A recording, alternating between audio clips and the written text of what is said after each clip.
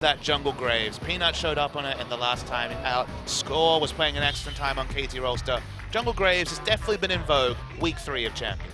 And we have seen the Tigers too, what Smeb can do on some of these power picks in the top lane like Poppy and Fiora. It's been quite a pleasure to watch. Meanwhile, Kuro's still at #1 overall in kills in the league. 51 kills in 10 games. Obviously the math there, just over 5 a game. To give you context, Bang is second with 50. That's in 2 more games. So Kuro certainly has been racking up the kills. He's one of the people that we've mentioned the least, but his step up right at the tail end of summer season, ironically around the same time his good friend Prey started to improve their performance, was what launched them to that World Championship and obviously overall to the 2nd place. And he hasn't skipped a beat, at least for the start of the 2016 season. That he hasn't, and the Quinn will be banned against him again. SK Telecom did actually beat him when he was playing Quinn, but a lot of teams don't want to deal with that. Lulu and Poppy rounding out the ban, so ROX here is going to grab the Corki right off the bat. And you know, that's a bit interesting to me because Samsung actually has been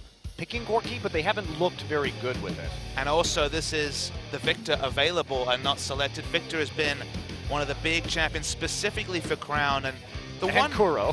For Kuro, of course, but that's always been the case. He's only actually played it twice this season. But Crown has been playing a lot of Victor. And the thing for me about Samsung, the thing that I want them to overcome is that it feels like all their performing members have specific champions that when they play that champion, they look like this top team that they've been right at the top of the table with this season. But when they get away from, say, Crown on Victor, Cuvate, Poppy, and Lissandro's been picks, also the Alistair coming through from Wraith, those champions, their win rate through the roof. When they start to lose some of those champions, the win rates come down. Yeah, I'm a bit surprised to see the Lucian taken instead of the Alistair this early on. At least, of course, that's big priority jungle pickup, and Peanut will be going with that one. So Lucian instead of the Alistair, certainly a pick that a lot of teams believe should be taken first on the blue side here in Korea. And while Wraith might be an excellent Alistair player, and then we have some question marks about his other champion pool, Gorilla's an excellent Alistair player and also plays everything else. And I hear your audible gasp because one of the kings of Fiora has picked up their champion. Yeah, just surprising. We don't normally see Fiora taken so early, but he must be very confident into any matchup that Cuvée can throw at him. And look, you look at the draft from Samsung, it's pretty much the KT special of Victor and Lucian for strong wave clear, and then scoping up for a last round pick of the Fiora. So it's kind of a blocker pick.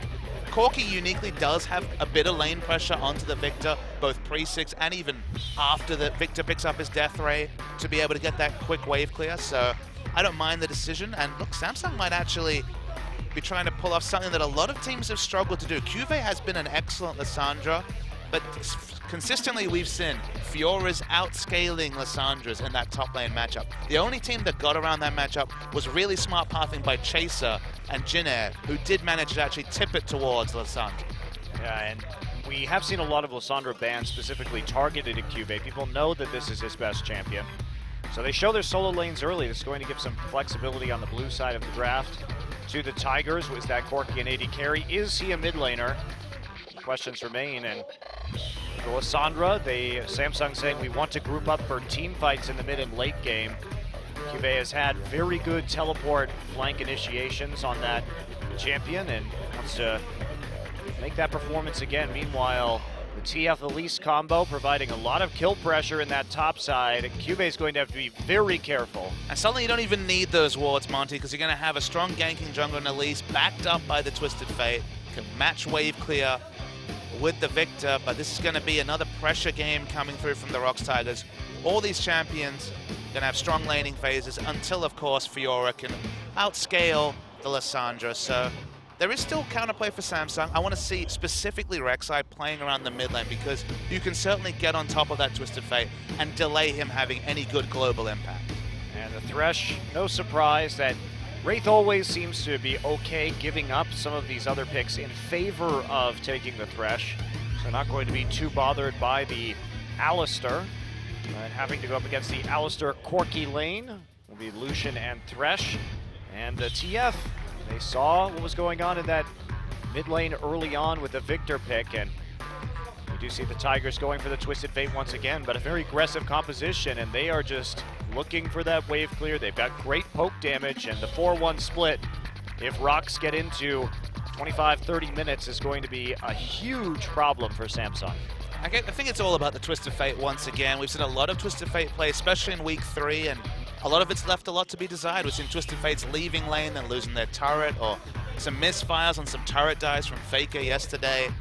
The difference between top tier, clean Twisted Fate play and just making those mistakes is often objective, specifically mid turrets, that without that sort of factor being considered, we've seen mid turrets live to 30, 35 minutes in the game. Twisted Fate leaves lane, Victor's going to push up, they're going to lose structure, so ROX need to be on the ball with these Destiny plays.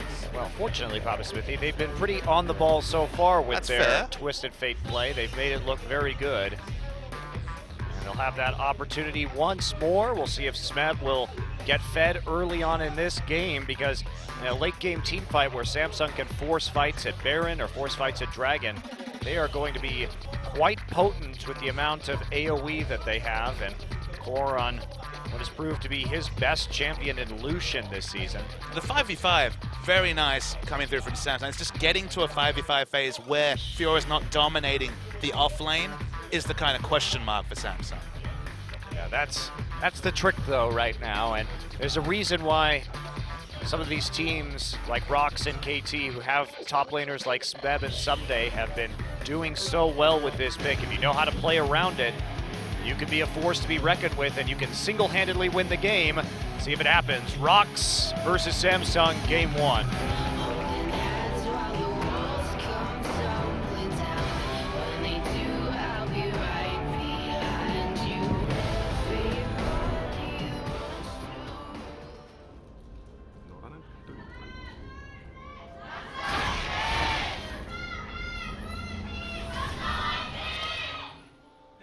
ROX Tigers looking to remain undefeated here in their second match of the week. 2 big hurdles remaining for them in the first round robin. Samsung and the Jin Air Green Wings. One of them could be cleared tonight and leave ROX with a very easy schedule to round out the remaining few weeks. Aggression actually coming in from the ROX Tigers. Which is pretty odd. We almost never see these invades early on in the game. So a couple deep wards coming through. Smeb checking out the Krugs, trying to suss out whether there will be some sort of lane swap. Kuro recalls just to top up his HP. And we are going to see standard lanes at the beginning of this game. And I have to think the ROX have their suspicions about this Samsung draft. Very infrequently do we see Lissandra drafted into the Fiora. It's usually the Fiora answer, perhaps on the red side, when it comes to that pick. So they were obviously very confident to pick this pick in, and that, I guess, suggests to me that Ambition will have to play around this lane, because look, very strong CC, especially at level 6 for Lissandra. You can get the Lissandra going, but there will always be that tipping point. All you can hope to do is delay it later and later into the game, because eventually, and whether that's 25 minutes, 30 minutes, 35 minutes, Fiora will be able to easily account for Lissandra in the top lane. That's the big issue. So can Samsung force some other fights? Kuro here going with the Ghost this game and not the extra teleport, so we will have less of a 1-3-1 split push possibility here. Crown also taking the cleanse, so won't have the ability to follow his laner into the bottom lane. Worrying to give extra global presence to the ROX Tigers, who, Gorilla included, don't often even need the globals to have excellent map movement, make those gank plays across the map. But it comes down to how free this Twisted Fate is going to be, and the kill pressure in both top and bottom lanes. Excellent synergy with the Elise. Taking a look at some stats right now. 6 KDA for Peanut. Ambition definitely Rek'Sai, his favorite jungler. 16 and 12 so far on that pick. Peanut 3-0, undefeated so far on Elise. Here we go, the Cocoon coming in. Smeb just going to start with the aggression right away, and that's just going to be a kill. First blood right there with the flash and the dash out. There's no follow-up. Ambition is coming, though. He's going to tunnel into the tri-brush. Smeb on the run. There's the Braceseeker flash on Burrow. Cocoon, though. Smeb trying to get away from this one. There's the TP right back into lane. Peanut has to flash out. Smeb leaving via the river, and Twisted Fate is there to back him up. Braceseeker not going to be enough. Just a little bit of a tickle there on the escape, and Ambition there didn't look like he was quite dedicated to one of these targets. He decided to pursue Peanut, but I think had he stuck with Smeb, he might have been able to pick up that kill. Turret dive wasn't also the cleanest that we've seen from the ROX Tigers, but brute force gets it done in the end, so that's already going to be some extra gold over to Smeb, and that timer we were talking about, 25, 30 minutes. Every kill or situation like this where suddenly Smeb actually has a degree of lane control only brings that timer earlier. Yeah, it looked like he had a riposte too on the Frost Nova there. Wanted to take a look at that one again. It looked like they had 2 stuns, so maybe we'll get lucky and get a replay, Papa Smithy. Probably not. Probably not. It's nice to want things, Monte Cristo. Immediate start off here with a No Magic Mantle for the Fiora in the top lane, alongside the Boots and the Corrupting Potion. So we'll have to play a little bit more cautiously, and you can see Smeb starting to drag this lane back towards him as QV pushes it up with his Q. We didn't mention it, but to clarify once again, just like the rest of this week, we're on patch 6.1 with Kindred disabled. Peanut, especially with Kindred not being able to be picked, has definitely been heavily leaning on the Elise. We saw the 100% win rate so far in 3 games. This has been his pick. Whenever he has an open jungle pool, he'll go for the Elise, able to outduel basically any of the meta junglers at the moment. Yeah, still though, fun to see him on the Graves too. It's not, I mean, this is a perfect meta for Peanut, really. If you want to have that carry jungler on your team, somebody with excellent mechanics who can outplay the opposition, well, Peanut is ready to go, unlike perhaps a Bengi, who has been struggling a bit more as the depth of his champion pool just not quite there at the moment. I mean, we even saw the Nidalee ban coming through. People are very worried about how much Peanut can do for the Tigers in the early game. Vision is here. Not going to be seen with the Tremor Sense. He's going to check it, though. And Peanut misses the cocoon, has to repel out immediately. Ambition trying to come around, so not much going down so far. Peanut coming back. Not going to find another cocoon here as Smeb just dashes out. Peanut's there to relieve pressure. Heavily suspicious of the Lissandra draft into Fiora, so expecting Ambition to play around that lane. And QV does have a CS lead at the very least. Will be pretty much equalized by this next wave. But that big scaling question remains about how to deal with this Fiora who's already starting to get an advantage. Is able to push in mid lane. This is a luxury he only has before Victor can pick up his Hexcore upgrade. Cheating out of lane. He's already popped the Destiny. Yeah, there's Wraith too. He gets pumped back by the Alistair headbutt. Kuro there going to flash follow up with a gold card, going to get hooked, but Prey will clean this one up. Who do they want to give it to? The answer is Kuro. Very deliberate handover of that kill by the ROX Tigers, and we saw just a flash pull knockback there from Gorilla, and what good timing from the Tigers. Kuro ready and waiting to pick up that kill. I mean, the timing was on full display, Monty, because that was actually literally the minion that he hit 6, cheated out of lane, went out of vision. He had a blue card already locked, so perhaps Crown wasn't really going to be straight to call. Crown was only level 5 himself, but instant reaction specifically from Gorilla. They pick up the kill, and that timing really couldn't have been any more perfect. I mean, the Tigers, they always just seem one step ahead on the map these days, planning well in advance of where they can execute. And once again, we see that synergy, Gorilla and Kuro comboing up to pick up the kill on the bottom side, and we're already up 1,000 gold, and here comes Gorilla. Gorilla's already one of his trademark roams. There he is, punting him into the wall. He will be stopped there by the Lissandra W. 800 gold, and suddenly Gorilla unleashed on the map. He's finally given up the Moby boots. He's willing to buy swiftness on Alistair finally. Good to see. Making that change. Well, you know what, Papa Smithy, that actually ruined that gank, because had he been there faster, he might have been able to pick up that kill without QV responding. Fair point. I feel like the swiftness boots will be useful later. But for now, they have been a liability. A little bit of a roam right there, but with Prey left all the way in the bottom side, just farming at his turret, not going to be any issue. Ambition here just trying to make sure that nothing untoward happens to QV while he denies some CS and tries to reverse this wave. Ambition still waiting, but there has been a brush in that top side in the lane, so Ambition has been seen coming in. Meanwhile, Peanut just staying outside of vision. Won't see any kind of dive. Kuro there too, just moving up in anticipation of the possibility of something happening. Smeb burning his teleport to get right back into lane. His tower is taking a decent amount of chip damage. Meanwhile, Kuve just stacking up on those Doran's rings. Tiamat already done for Smeb. See, one of the luxuries having a high pressure jungle like Peanut gives you.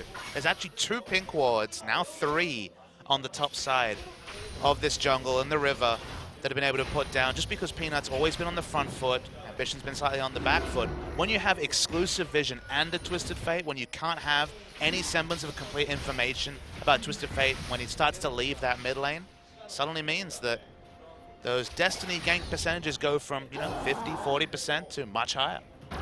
Absolutely. The wards are starting to go down, though, so they can keep track of Kuro. They have one in the mid lane to track his roams and one cheating up in towards the top river, and they're going to need those.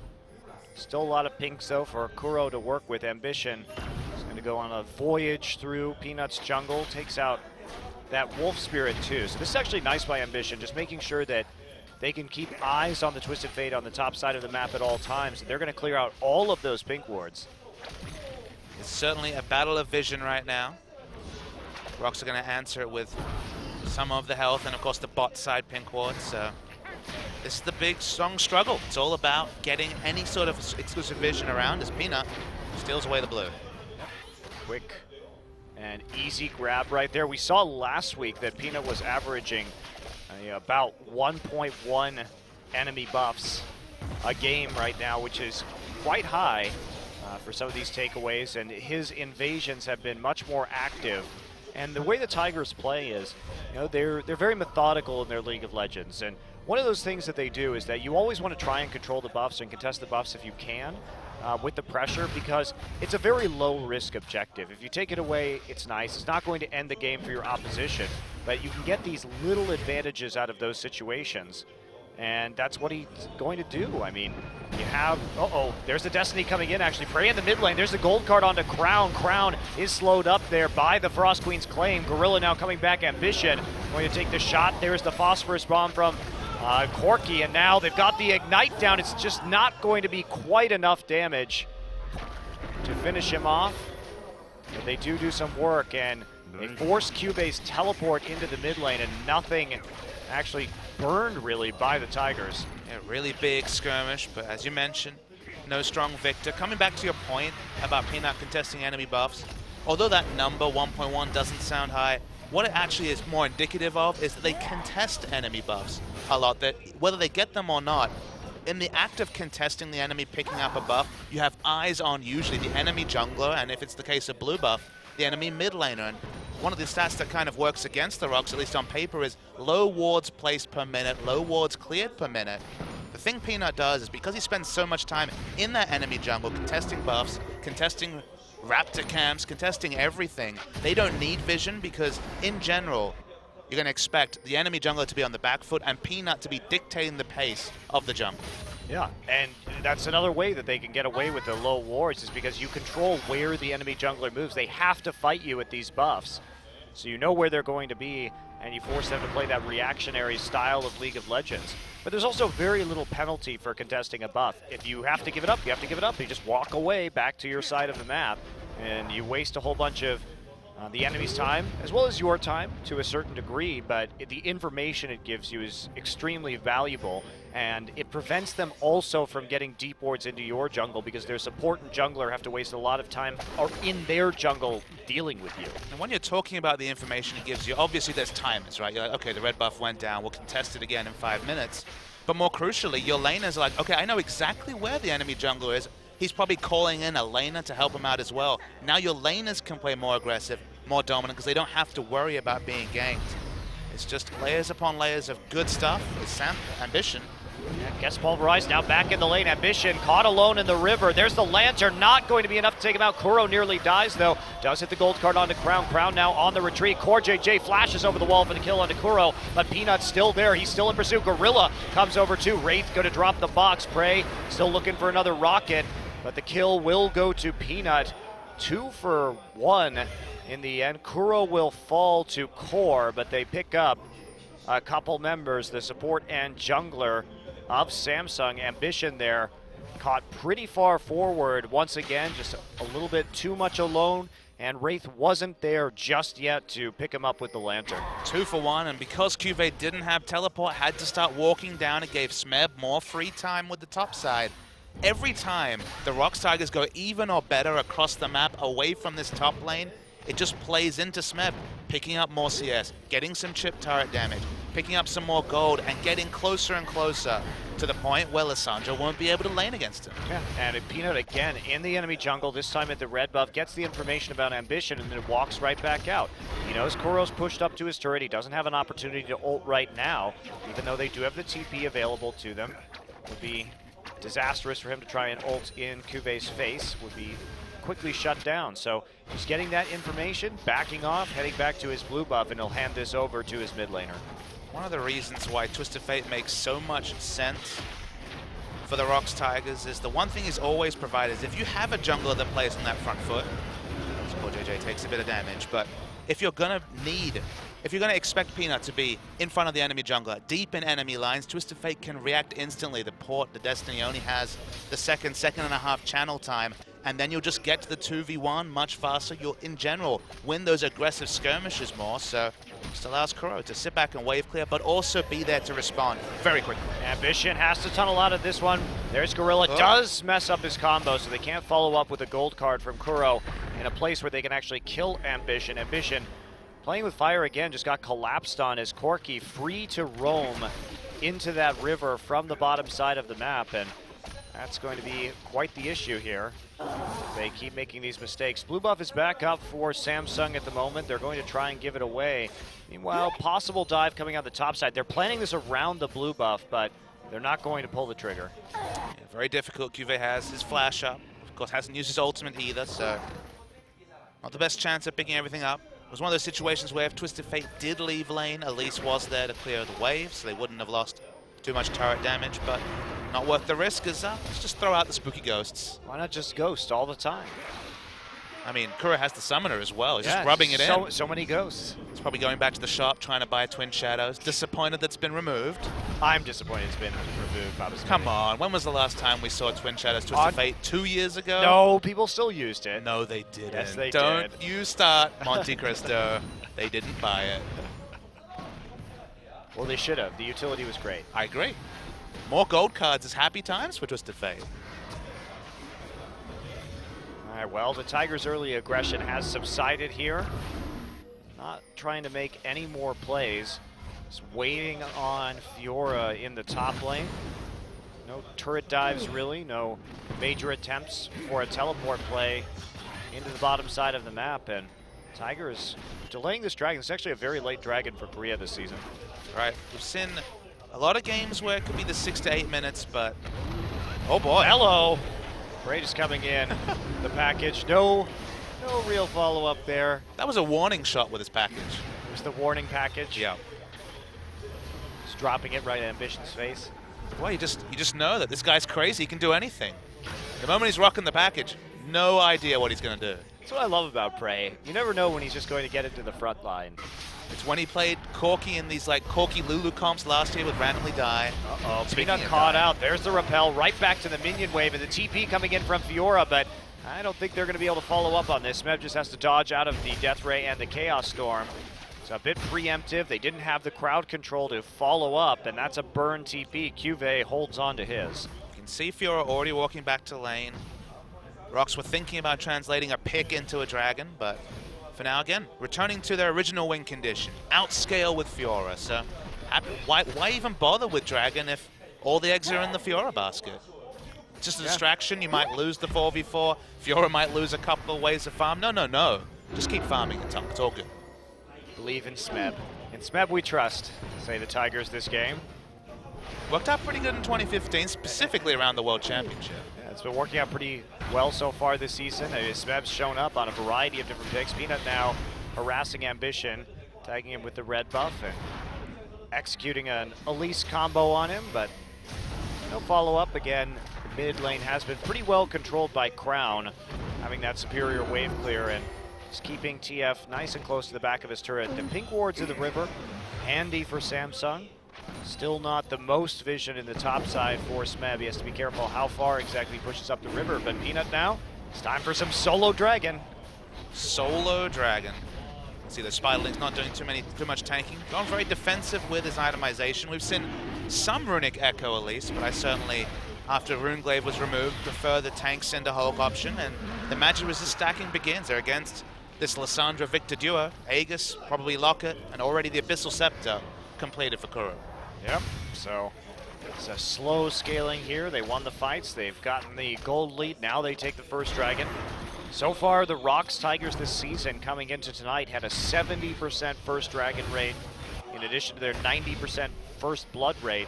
Samsung gonna try and respond here, but they don't have the pressure to do this. There's a flash gold card. Crown is just going to get destroyed as Smeb comes down from the top side. Gorilla there comes out of the fog of war with a flash headbutt pulverize combo to lock him down and take away this Rift Herald buff. And this is what having Peanut and Gorilla in your team means for you. How many times last season did Hojin's indecision get masked by Gorilla making active plays? Gorilla was the one often creating map pressure solo because his jungler just didn't have that mindset. Suddenly when you have Peanut in the enemy jungler's face and Gorilla, famous for always being the first person to make that roam, to make a skirmish, you get results like this and it's not stopping. Yep, there's the TB coming in from Cuvée, so they have to flash out. Gorilla comes in with the pulverize immediately afterwards. He's gonna ult, but there's the ult from Gorilla.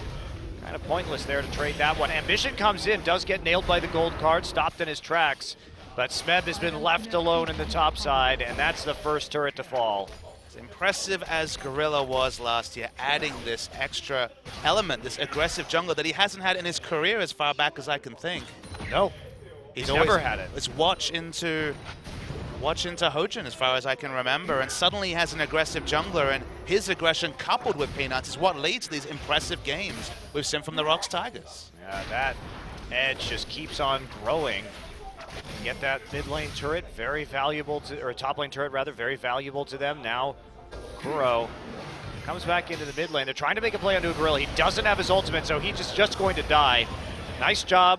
Good hook there from Wraith. Good follow-up with the Ignite, and taking advantage of the lack of unbreakable will to make a play. Also zone Corki off what was a half-health turret. They will get an objective for this, so kill an objective. Definitely a good sign for Samsung, but you can see lots of pings coming into the mid lane. If they can trade bottom lane for mid lane turret, that's a big win for ROX Tigers. Crown is in danger here. You think? Peanut and Smeb lurking. They will get found out by the Ghost. Crown now has to use his cleanse on that gold card, but the Tigers aren't interested in fighting. And here we go. Cubate's going to come in with the Claw Ambition locked up, so there's no more crowd control. There we go. Flash ult onto Peanut. Peanut is going to fall. Kuro getting low right now. Wraith and Core JJ are here from the bottom lane. Kuro pops his Ghost. Smeb still on the run. Ambition with a tunnel under the wall. And Smeb is going to try and fight Crown. Here comes Gorilla. He's back. And now the fight continues. Smeb can't quite get the kill. Core JJ is very low. Smeb is going to fall. Gorilla with his ultimate on. Has to escape, and Prey nowhere to be found, still making his way back up, so they bite off a little bit more than they can chew. I mean, they were fighting 3v5, Monty. Smeb even went back in after he'd already been able to slide basically out of the engagement. There was no way for Corki to react fast enough for them to actually get any semblance of parity in the fight. ROX Tigers a bit over-aggressive for the first time this game. Yeah, overcommitted to that turret. They do get flanked and pay for it. Brown does get the Fiora ult down onto him. This is 5 Samsung members. Smeb plays amazing. He actually riposts the death sentence to actually stun up the Thresh, but Smeb could have backed away, still decides to re-engage. Didn't look at the minimap, didn't know that Corki was nowhere to be found, and 3v5's not good odds if you're the ROX Tigers. Smeb's use of riposte is continuously impressive, but Papa Smithy at the end, they actually do get a tower out of that entire engage, just because Say one, looks like 2 as well. Yeah, here comes number 2. And so by the time the dust settles, it's actually 2 turrets for those 2 kills. You could argue Smeb's re-engagement, the time he bought for Corki to push up the wave, was the big reason they picked up those objectives. So, look, it's probably giving a bit too much credit for an overzealous play by Smeb, but it certainly worked out. Well, the reaction works out. Oh, they got the top turret, so just trading 2 for 1 towers. Cuvée did manage to make it into the top lane in time to trade that objective. Still first. All right, right, so first Dragon has been done. We're stacking up right now. Gorilla once again coming back in. Bray with the package crown way too far forward. Lantern will save Ambition, but they were primed to make that play in the enemy jungle. Peanut will eat a hook. Cuvée now coming back in. The dive is not ending yet. There's the repel out. Bray just trying to shoot some missiles in to the side. Smeb did use his teleport. They want more turrets right here. Taking some shots, but they're gonna have to wait for another wave. They've got maybe one left in them. Core is too low to stick around, and now Kuro still at full HP. Going to get the gold card onto Cuvée. Lots of poke. Phosphorus bomb coming through, and Cuvée is going to get nuked by Corki. Cuvée there used his ultimate earlier on, but probably should have saved it for himself. Instead, they target him, Prey with the Valk in, and he gets another kill. You can just tell that Samsung aren't ready for the level of aggression from the ROX Tigers. They're used to playing these longer games. They're used to being behind in the early game, then just teams kind of mill around the middle. And how many games have we seen where the lane swap happens, outer turrets and top and bot go down, and then we just have the big ARAM farm fest in the mid lane? That's not how the ROX Tigers play. They are assertive. They do pick champions like Alistair who can turret dive early.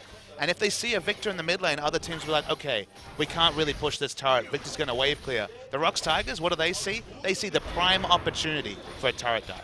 Yeah, they didn't even have to turret dive the Victor in that particular instance. Gorilla just got into the enemy jungle, and they followed up with the Twisted Fate ultimate to lock down the kill. So Dragon number 2 is live, and the ROX Tigers make their way over to the Dragon Pit. They have the Rift Scuttler under their control. And they'll just go ahead and get this one uncontested. Ghosts are over. Peanut not even here. We can check in also on the Fiora outscale cam. I believe the Ravenous Hydra, Black Cleaver, and now building into Magic Resisted 25 minutes is accelerated, and that's worrying. Cuvée has done quite a lot, though, in spite of giving up that first blood to the dive early in this game. He's kept up in terms of farm. He's actually been a presence in a lot of these team fights for Samsung, but now they find themselves 5K in the hole at 25 minutes, and things are beginning to look grim. And I agree, Cuvée is a good Lissandra. He has played smartly, but if you're going to pick Lissandra into Fiora, decently is not good enough. You need to be playing around that lane. We saw Ambition try to do that and always be bodied by Peanut whenever there was that 2v2 up top. And decent's not good enough. And the results will be, the proof in the pudding will be on display very short. Samsung trying to group up in the mid lane right now and fight to take down this mid lane turret, but they are very much extended. Cuvée does have his TP available. Smebs is down. They have some options about how they're going to deal with this, but then again, the TF can get an easy flank right here. Calling use onto Prey, he will just sail out of that. And here we go, there's a flash cocoon, and that's just going to be the end of Core JJ. Gorilla there comes in from the flank, and Crown here caught also by the ROX Tigers. Ambition, another cocoon lands. Smeb is suddenly here. Cuvée used his TP, but somehow Smeb actually managed to make it there first. The massive flash into max range cocoon. How confident do you have to be of your Elise play to even attempt something as crazy like that? But this is the undefeated Peanut on this Elise. They're going to start the Baron, and Ambition, good luck stealing this one. Yeah, they're all just body blocking right now. Smeb going to hop over the wall and deal with Ambition, so he can't even attempt to steal. Nice Baron control there by the ROX Tigers. They pick it up easily.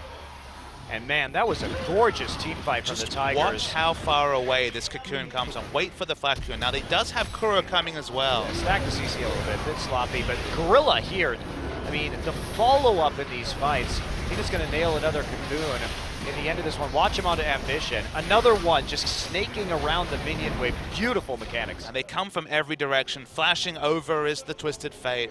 Elise coming from another direction with the flash. Suddenly you can see Fiora coming from the back. The multi-pronged attack against a team with good wave clear.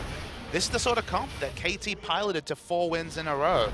And the ROX Tigers have already shown that they have its number. This kind of play where you come in and you attack simultaneously from all angles really reminds me of how CJ Blaze used to look back at their peak. Now, Ambition will take a bit of poke damage as he gets in front of the turret and has to turtle. Oh, jeez. Well, it's happening, Papa Smithy.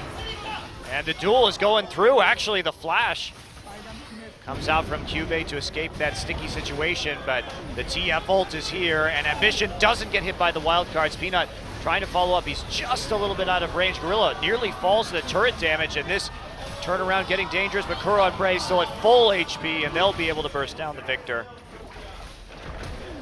Bray's not done. Oh, wow. Flash onto Core, and there's the inhibitor. Using this Baron buff to its fullest extent. Meanwhile, Cube has to back off. That means Smeb gets some free time on the top tier 2. He has his TP up to end this game if they so choose. He's just going to TP right into the middle of the base. Here comes Smeb onto the turret already, and they're just going to go straight for the Nexus. And that's going to be the end of this game very suddenly in under 29 minutes. The ROX Tigers